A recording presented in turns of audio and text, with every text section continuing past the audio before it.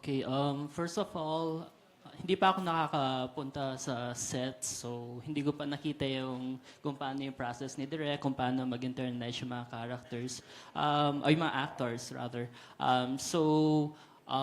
Wala pa akong ano doon, kumbaga input or insights. But syempre, if ever I will be given the chance to visit the set and I would be consulted kung okay ba to or kung ano man, basta I am open to offering my ano. But unless mangyari yan, I would just be happy watching them perform and watching my story unfold in real life, parang ganun. As for the creative decision, the biggest, ang hirap.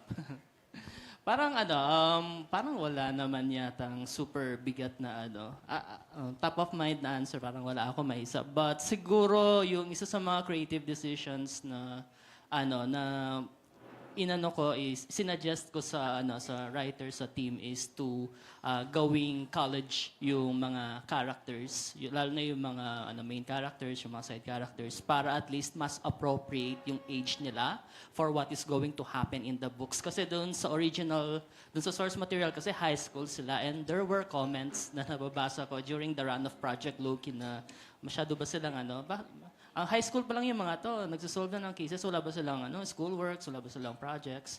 So I suggested na i-elevate yung kanilang educational level para at least mas appropriate sa edad nila, which is I think nasa 20 plus na yung characters ngayon compared dun sa 16 or 17 sa original.